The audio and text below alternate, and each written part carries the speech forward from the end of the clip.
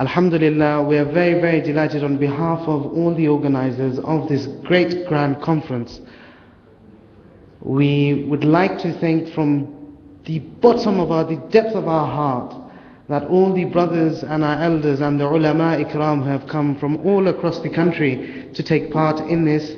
Alhamdulillah, we thank you sincerely from the bottom of our hearts.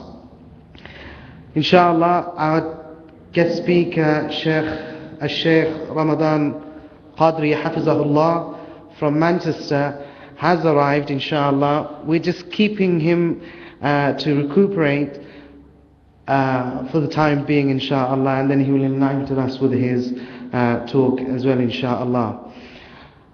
One thing that we need to actually talk about and let the young brothers of this community know, not only this community, but the young brothers all around the country, to know that Allama Fultoli rahmatullahi ta'ala alayhi, according to many of us from our own understandings, we only understand him as a scholar. He's a big alim, he's a big muhaddis, he's a big mufassir. But this is where we're mistaken. Allama Fultoli rahmatullahi ta'ala alayhi was the sign of muhabba. Allama Fultoli rahmatullahi alayhi was the sign of society. Allama Fultoli rahmatullahi ta'ala alayhi was a sign, not only a sign, a true heir. Al-ulama'u warasatul anbiya, an heir of the Prophet sallallahu alayhi salatu wasalam. And not only that, Allama Fultoli rahmatullahi ta'ala alayhi, no doubt, was he the friend of Allah Azza wa Jalla. Let's say subhanallah. We're in a big gathering. Is this the way you're going to show your love? Let me tell you something. According to Sahih Hadith and according to the Quran, Allah states in the Quran, لِمَا يُقْتَلُ فِي سَبِيلِ اللَّهِ أَمْوَاتٌ بَلْ أَحْيَاءٌ وَلَكِنْ لَا تَشْعُرُونَ. That the awliya are alive, they are not dead. Say subhanallah. No, that's not going to be good enough. If you're not saying subhanallah to me, I'm going to be ashamed in front of Sheikh Ramadan. You're going to embarrass us. Say subhanallah. Loudly say subhanallah. Allama Fultoli rahmatullahi ta'ala, no doubt was he the friend of Allah.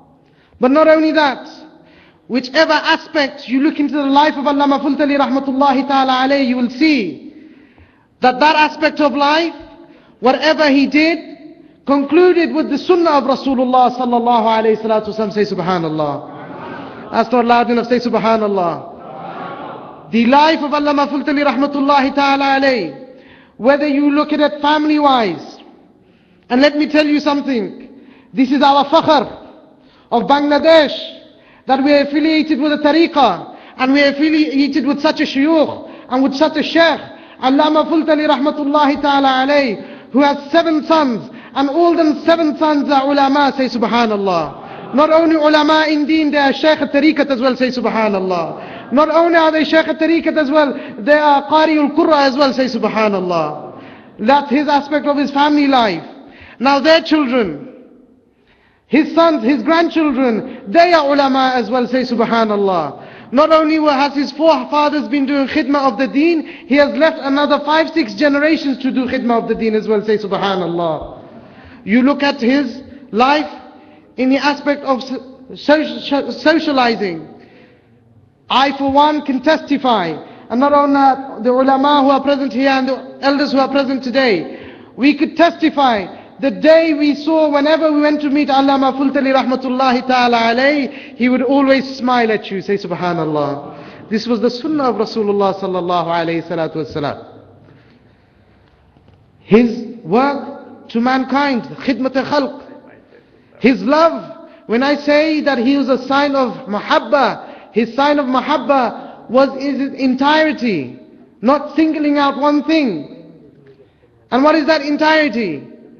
Whether it comes to orphans, Allama Fultoli rahmatullahi ta'ala alayhi, in his village at this moment of time, 850 orphans are living there. Say subhanallah. They are gaining education there as well.